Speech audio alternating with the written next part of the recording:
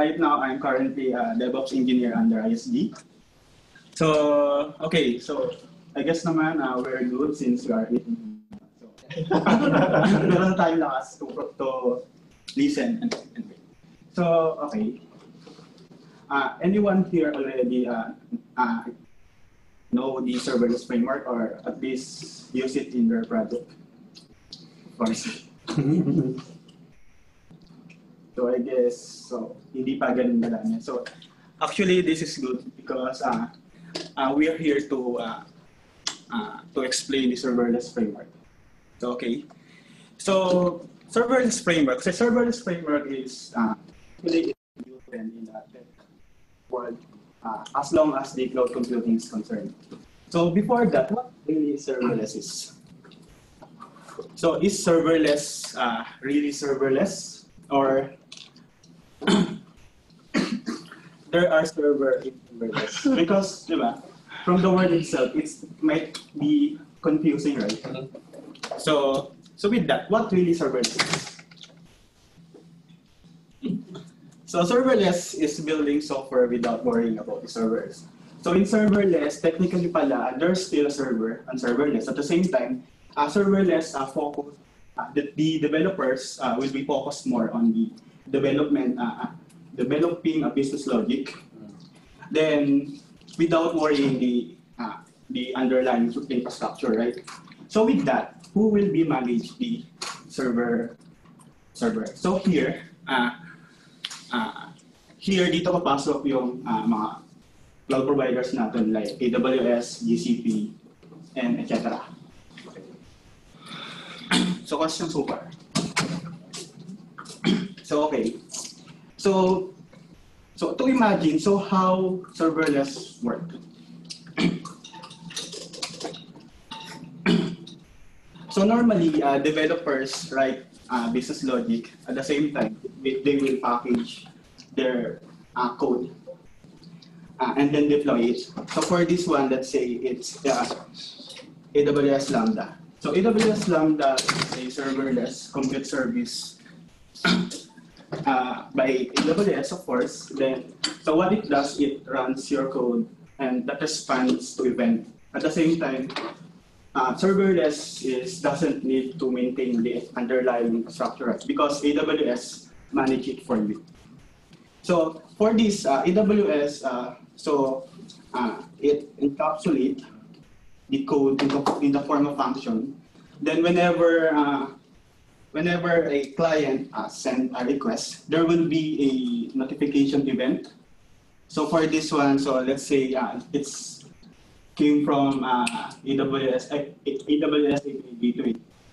Then at the same time, this notification event will fetch yung function, the function. And then under the hood, AWS Lambda will load your function in the form of container, then execute the business logic, and then build a response, and then send it back to the client. So given this complexity on this diagram, so imagine this whole event. So developer will be more focused just on the developing the function itself, and then the rest AWS manage it for you. Question. Yes. So what happens to the containers after executing? Actually, it will be destroyed once it's executed, or something parang meron silang na warning. I'm not sure. Depende sa velocity ng execution. Yeah. They have this timeout period na dapat idle siya before they destroy the container. So kung mga batch jobs, medyo safe yun. Pwede mo kasing i-integrate siya sa API gateway to serve as your backend function. Yung mga ganun naman, once naka-fire up siya, tuloy-tuloy lang siya hanggang pinare-receive siyang request for a period of time. So in terms of development, is it para programmatically you can check if there's a warp, or it's actually AWS who's responsible for the data? Meron ata walang kita mga batch of cloud kung paano ito. In terms of sizing of the container, who's responsible for Actually, it's developers. Lambda? Nasaset ka ng size doon. Ay, oo. Up to 16. The CPU, You can set. memory, or Okay. Any more questions?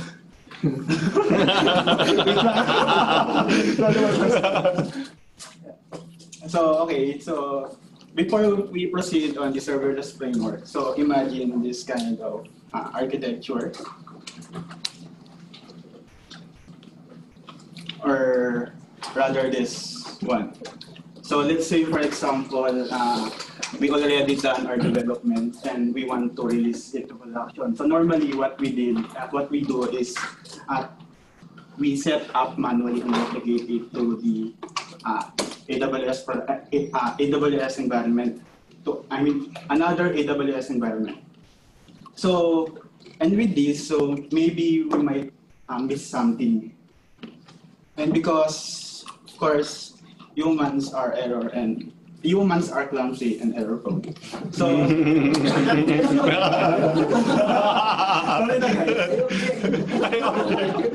Kamay ba yan?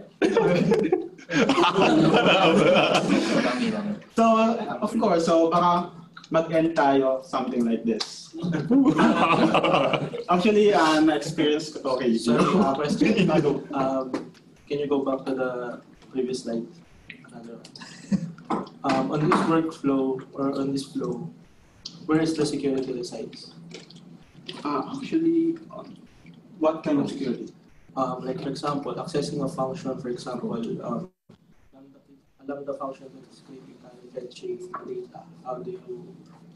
What is the security on that workflow? Or where is the security on that workflow? So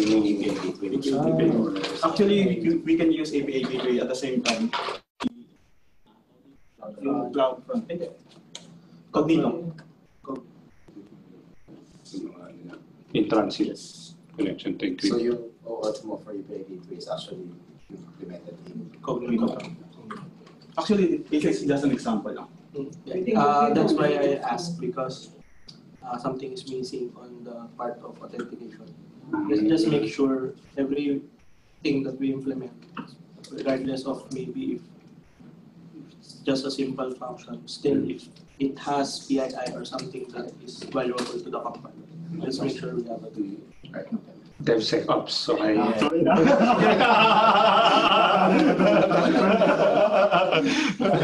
Just to add, you can also add mga API keys dun sa API gateway. So configurable naman siya. Pwede, you can store it sa... Actually, yun yung in-expect mo sa store. From the store. Okay. Actually, to add lang din, yung Lambda kasi, you can actually use it as an authorizer Yes. in replacement sa Cognito. So you will have your own function Correct. for authentication. kung gusto mo i-build down yung role-based access mo, Lambda i-use ko. So at the same time, we can attach IAM role to as authorizer then. Pwede ka mag-attach ng pwede mo rin siyang i-run on your private gateway. Yes. Those functions actually, I hope dun sa mga ma-implement natin kasama It's Mhm. siya after the fact. So from the inception pa lang of how you design your architecture, security is something that should be Noted. okay. at least. Kasi Sorry.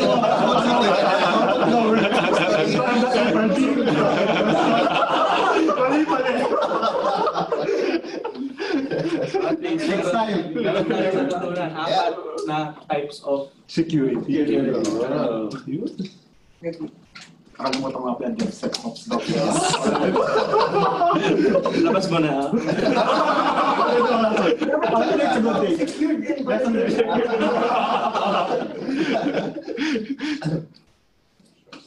So yun, imagine that we will replicate all of this on the another environment. So we might miss something configuration, right? I'm sorry, question.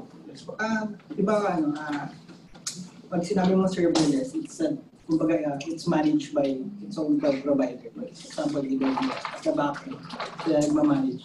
But for us, what are the things that we need to consider when we're using serverless? Good point. Actually, just to share with you, AWS has a shared responsibility model. Yeah. So let's consider that AWS, to be honest, they are not marketing it as insecure by default. Yes. Yeah. So all the controls are provided to you. So whatever they provide with you, ikaw bahala ron. So insecure siya by default, so you should be knowledgeable on the controls na pwede mo. Yeah, they provided the tools necessary to secure. So parang hindi tayo at least na forget gumagana na siya, by default yun na yun. Yes. Ang AWS insecure by default. So because, just to add lang, yung question about yung who will manage, diba? Because AWS, they offer yung tools like yung managed service that they're the one who will be prioritizing in terms of managing. So that's serverless, diba? For yung Lambda perspective.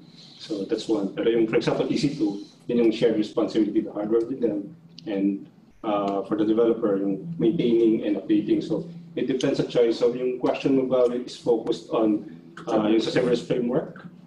Because yung sa serverless framework, yung pinapakita is a tool kasi siya for is a framework. So basically, tayo pa rin yung nagmamanage for that. Papunta pa lang tayo sa serverless framework. But currently we have projects that are serverless. So my question is that what are the let's say what are the most important things that we need to consider when we're using serverless? Actually, first yung cold start, yung high availability. At the same time, yung cost. Kasi in a serverless, you pay what you use. Request. Is it part of your slide? Or naman? Ayun po. Okay. Kasi ang focus talaga is yung serverless. That's framework. yeah. Yes, So the question is really more of parang if I'm developing, I'll go for serverless. What are the Coming from an infra perspective. things? Di ba? Things to consider. So yun, high availability. And then, pero do you need to consider that, or it's actually AWS who's responsible for that? AWS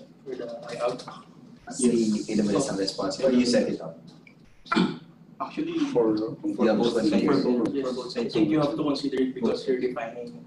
Actually, you can choose to consider it kasi you can deploy your Lambda on a VPC, right? yes. yeah. From there, Yeah. you will define your subnets. Yeah. So, definitely. So high availability. What can you share about that? When you create a serverless application? Maintenance, Patches, configuration, yung mga updates. Lahat. But I have one question. If I use serverless on AWS, and in the dead of night, I decided to go to GCP, can I move my serverless applications? No. So that would lock me into the provider. Yes. In terms of AWS Lambda. Actually, that's the interesting thing about this Serverless framework. framework. It is advanced to fix that particular. Agnostic siya. So anyway, did he answer your question? Kinda. Mamaya mag-usap daw kayo. Guideline, pinakamaganda for us, pinaka-practical mag-lambda for patch jobs. Basta hindi siya masyadong long running, so you have to set a time out of execution.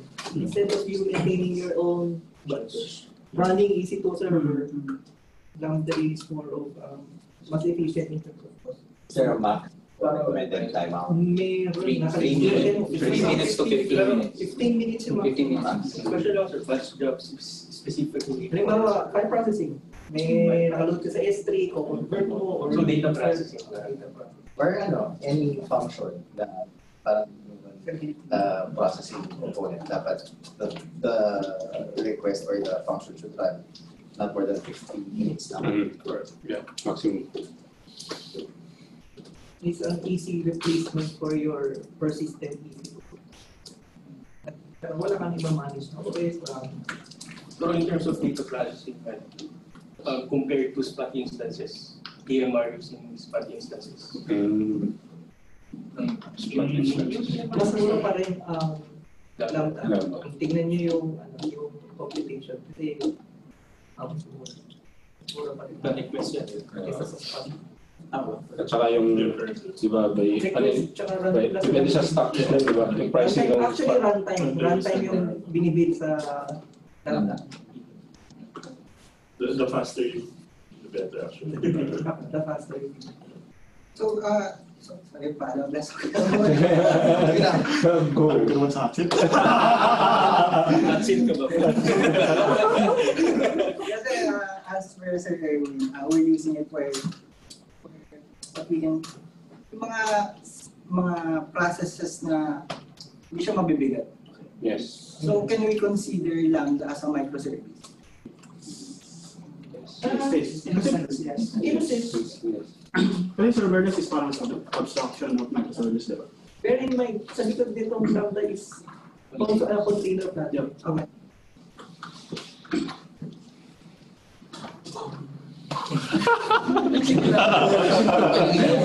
Familiar kayo sa, mo muna banggit mo, sorry ka papasok. Kung familiar kayo sa app natin na Global Home, lahat ng APIs nila is developed using Lambda.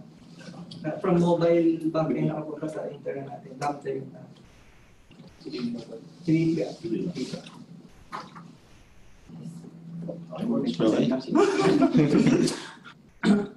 So, ayun, ito, parang kinain na ako. Super easy in the world. I think you don't need this definition because I want that. So, anyway. So, ito, parang, of course, software is eating the world, so, but you will eat into it. You try to build and maintain it by yourself. Katulad ko ngayon, kinakain ako. Yes, thank you guys, appreciate it. Collaboration nga to. So, yun, technically, so how do we deal on that specific problem? We're trying to replicate our dev environment and try to recreate it into production. So how do we deal it, and how do we ensure that this problem will not occur moving forward? So from here, so serverless framework comes in. So serverless frameworks is, it helps the developer or the infra guy to build and deploy your entire serverless application through configuration. So basically, serverless framework is a IaaC or infrastructure as a code that focus on serverless services. So what really good thing on this serverless framework is that it is vendor agnostic. So it support the major cloud provider like AWS, GCP, etc. So on the right side, so ito yung sample configuration natin.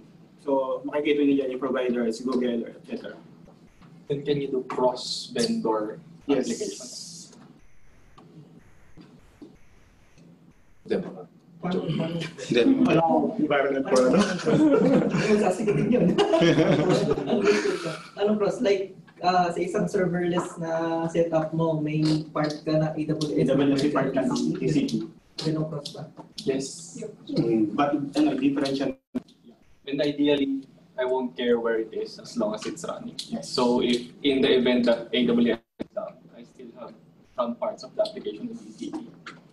So, you mean to say, sir, serverless, kasi hindi ako familiar na.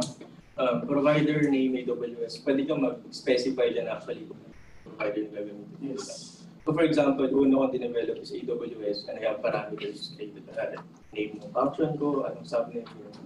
If those subnets are also available in GCP, ang kailangan ko lang pang gawin is palitan ko yung provider ko then deploy or ibang set of parameters. So kailangan kong Lalagyan ko lang ba siya ng N? Actually, to be honest, I did not try yung GCP because wala kasi kayong environment at the same time. And,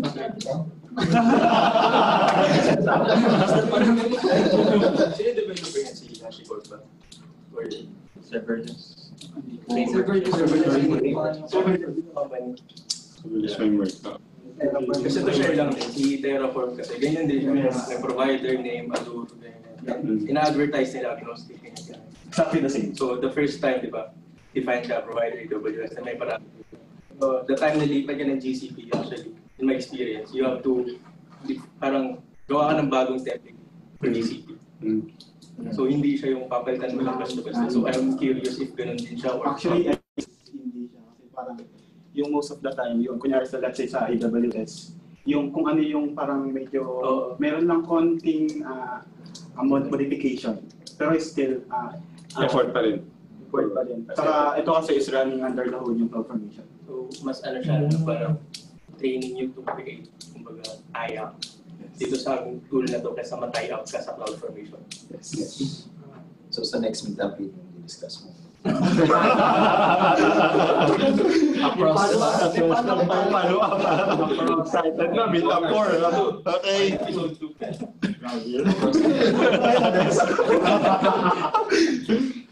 So anyway, so this is a quick start lang. So how to install. So in this given quick start, you can create AWS and serverless framework. At the same time, you can deploy it directly. So on the right side, this will be again example of the configuration for AWS.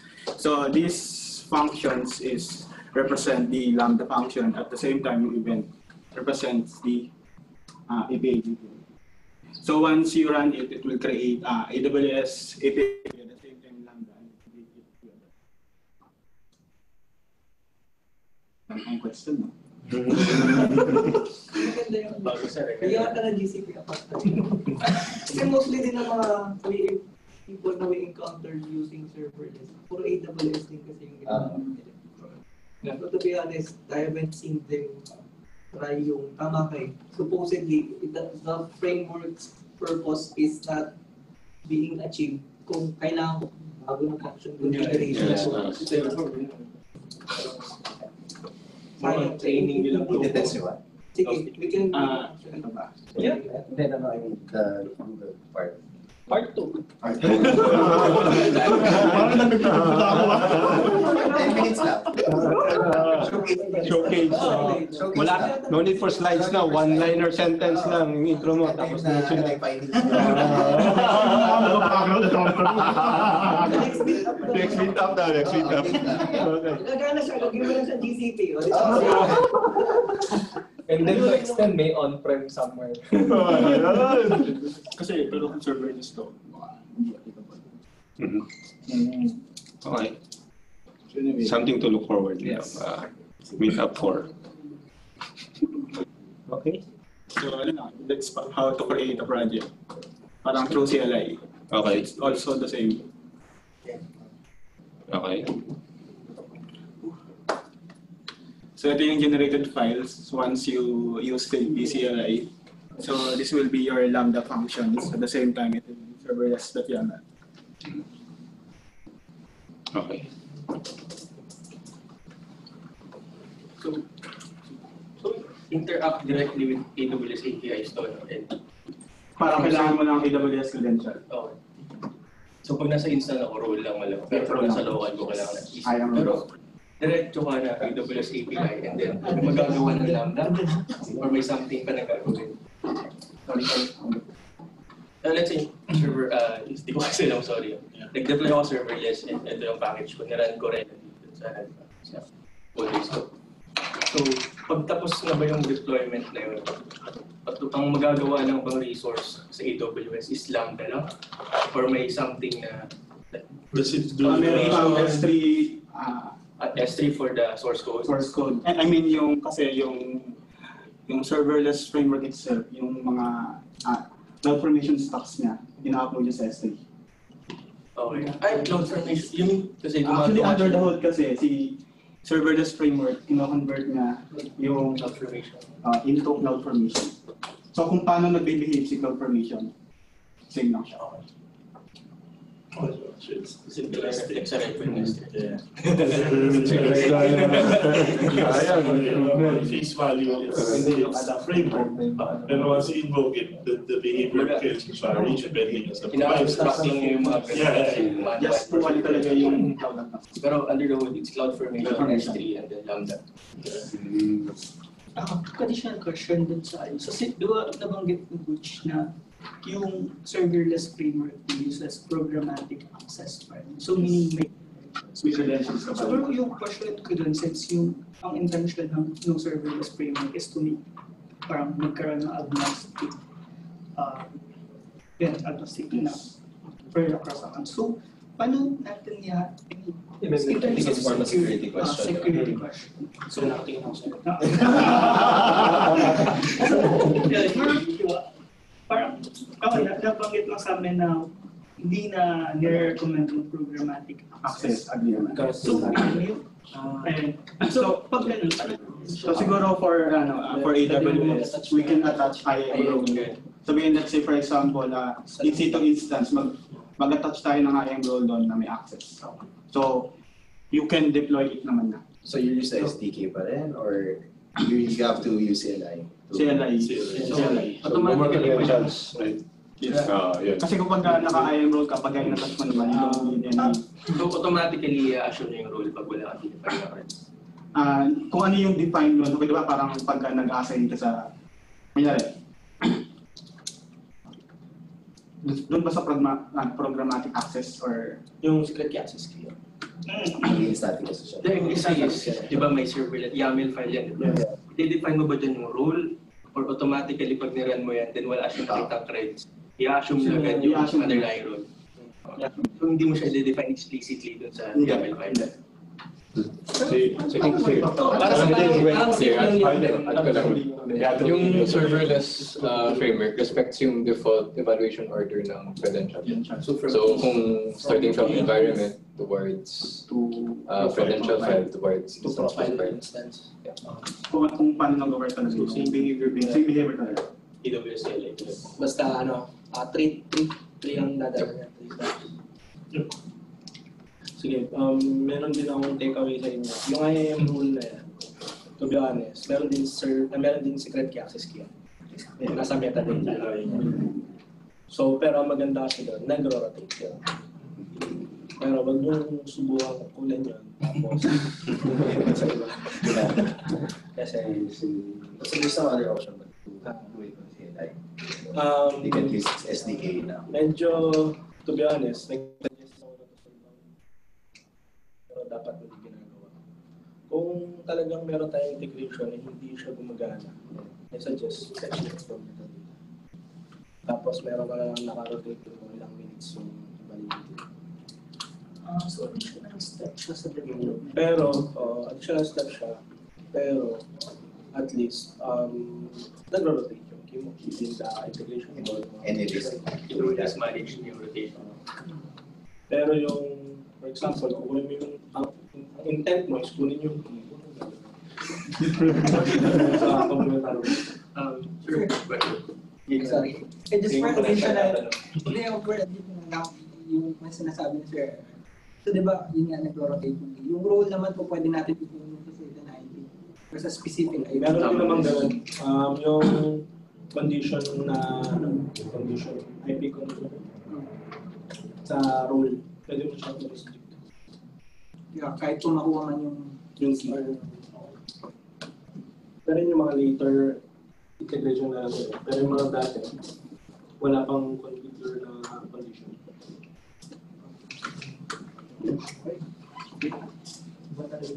Security.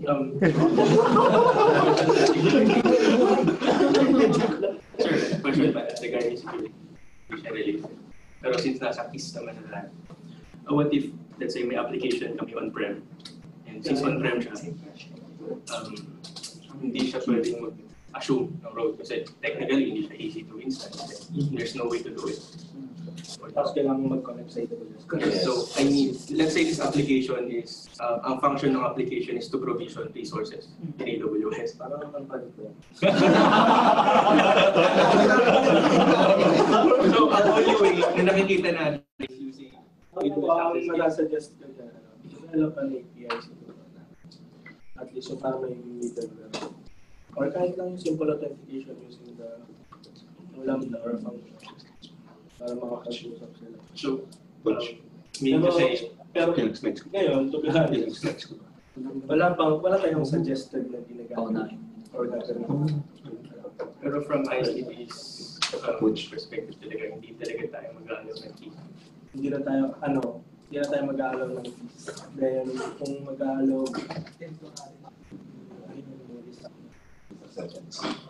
Please accepted yun. Okay. tapos Hindi sila Hindi sila accountable. Pag accountable, then mag-endorse ka ng mitigation na dapat gawin nila resource. For example, manually Follow-up question. Do I ang additional parang additional steps yung kukunin ng development team yung keys doon sa metadata.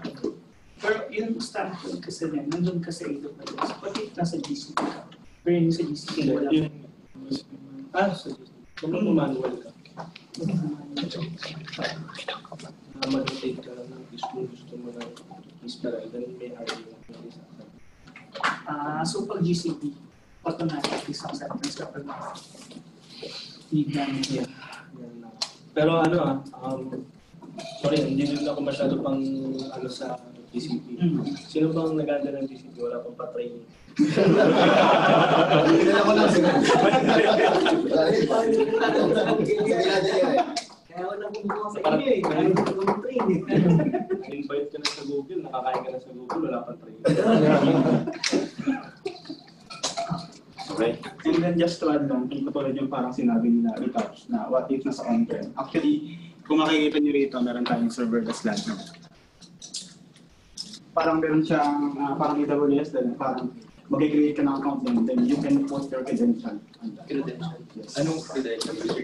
Like for example, yung kay AWS, pwedeng roles or pwede yung programmatic access.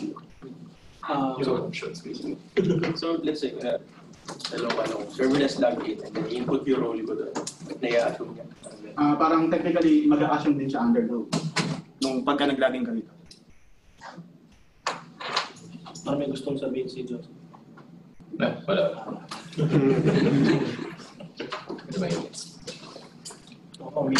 Minute, wala na yun. Kailangan naman talaga ito.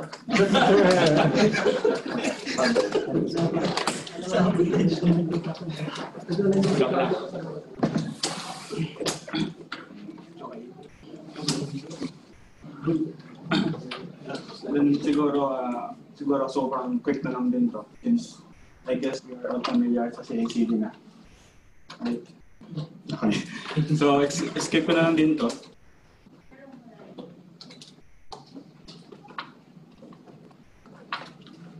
Skip. Hindi ko alam yun.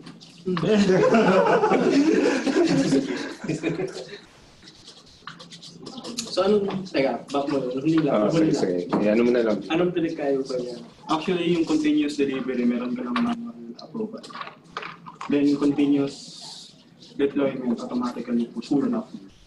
So, paano masasabi pagka, minsan sasabi nila, sa CD, paano mag-differentiate kung ang CD niya is delivery or deployment? Talagang dapat sasabihin mo na full siya versus yung manual. Sa atin ba, ano ba tayo? So, sa atin, yung manual pa rin. To approve.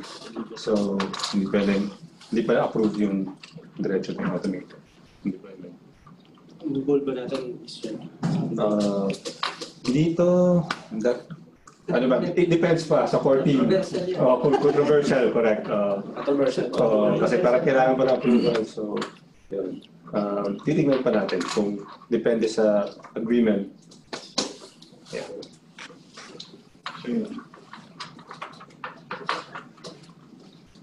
So again, for this one, since we are literally using AWS, so we use STS for post-account deployment.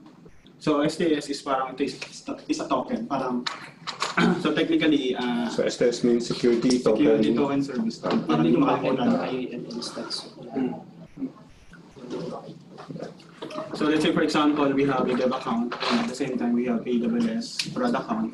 So normally what we do is to assume, then assume a role to product account. At the same time, it returns a temporary access credential. So this temporary credential, we can use it to access the other AWS on another AWS environment.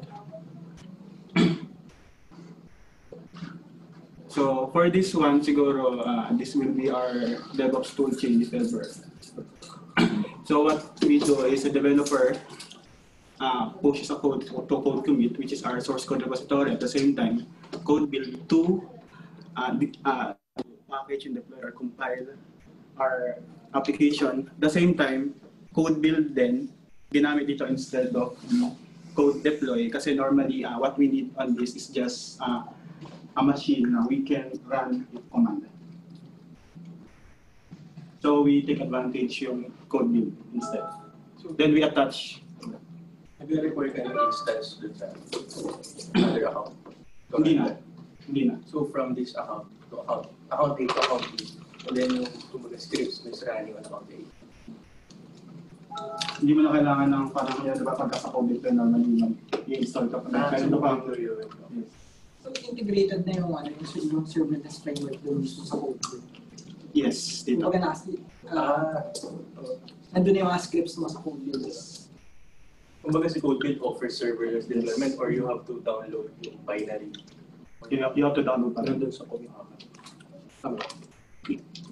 Via online pa rin. Actually, parang ginawa lang din natin is kung ano yung ginagawa natin sa Docker. So, ginawa natin doon sa code build. So si CodeBuild nagka-download pa serverless binary and then deploy by the internet. Questions so far? Developer push code to code commit. Paano po yung developer sa code commit? Are they using access key? Hindi, Git. Git code commit kasi. Git pa rin. I mean, programmatic access pa rin. So they're using access keys. Access keys to push. Yes. Pwede HTTPS or... Pero may option tayo to use HTTPS. Yes, kasi may option naman siya. HTTPS or AWS access keys. Yeah.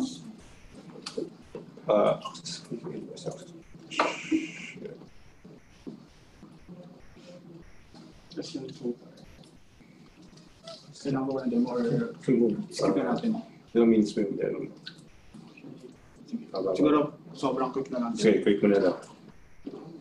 Kasi we only...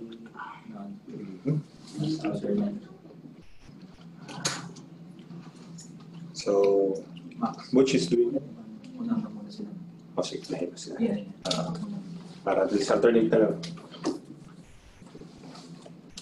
Ay, additional pala. Kung bakit isa rin sa mga ayaw namin ang secret key access kami. There are instances like Butch. yung program co-commit kagad sa mga publicly. Kasi Access nag-leak yung access. Ano nangyari na yan? Pangalanan daw. Pinapaman sa iyo.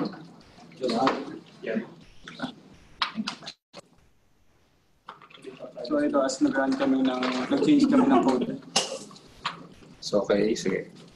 Run through mo na lang. Then, of course, there will be a build server for this to test and do the normal stuff for build server. Okay.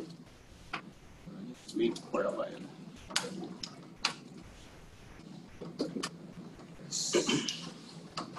Test na. Kasi i-discuss mo na lang yung sa approval. So yung approval, pwede prior yung trigger mo. Yung approval na eh.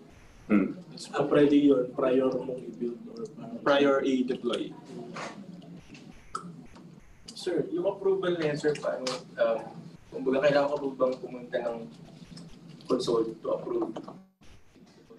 Ano yung develop nila? Bias lock, isa yun. So, magsisend yan si Yes, isa yun sa mga tinitignan. ano yun, out of the box ba na Develop code build or may third-party software na ginagamit? Slack. Aside from, diretso connection kayo to APIs, Slack API or by Lambda. Pero may question pa lang ako, for example. Via Lambda or Slash commands via Lambda. Trigger na yung approval. Kung commands. So sila, kumbaga yung message mo papuntang Slack is diretso from code. Tama ba? From Slack, diba? Slash command, tapos yung parameters ng command na yun. Tatawag na kailangan a bit of setup before that. Kailangan mag-set up ng API gateway tsaka Lambda to so may receive Lambda that. gateway.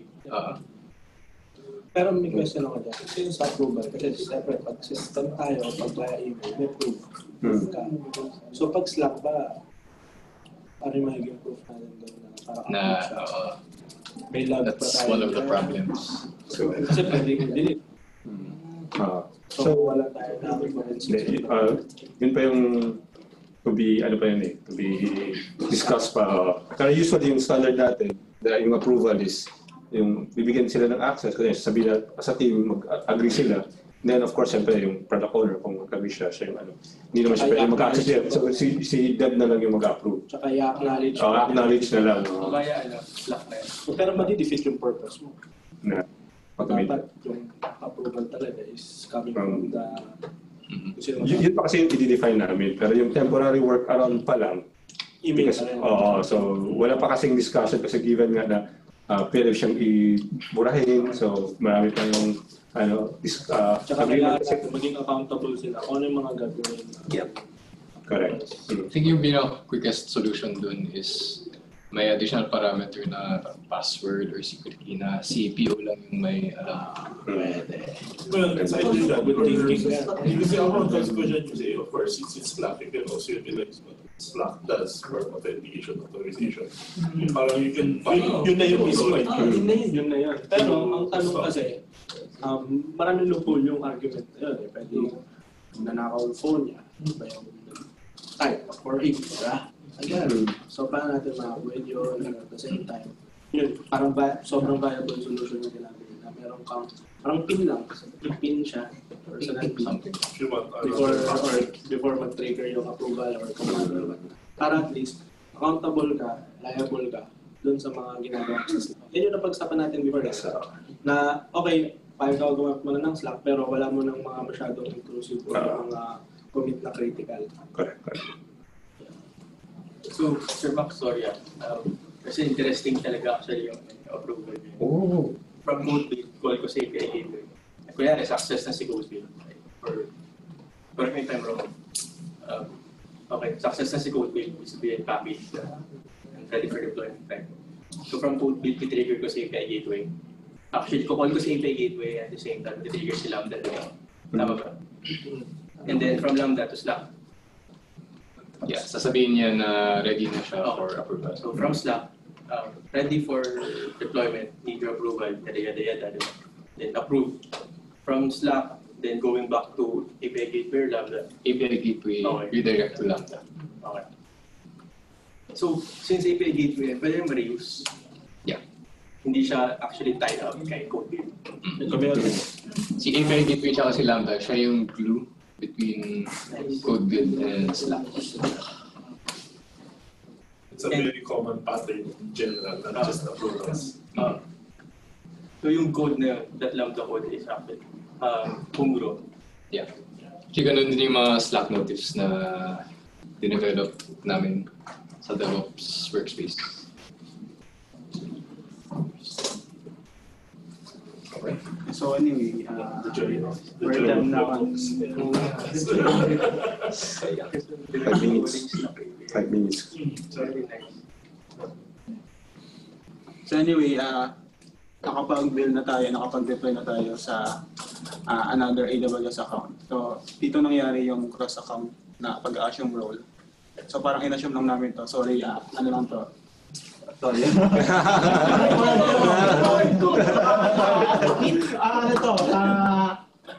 For demo. AWS account ng sarili namin. Nakita ano? For the sake of demo lang. Or demonstration.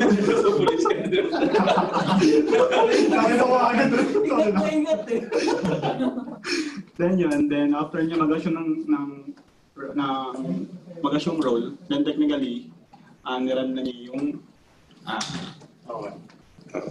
yung command to deploy. So ito yung parang kino-convert niya into CloudFormation. Then here, ito yung stage prod. Then ito yung endpoint ng API gateway. At the same time, yung function, which is yung Lambda function. Okay? I guess that's all. Okay.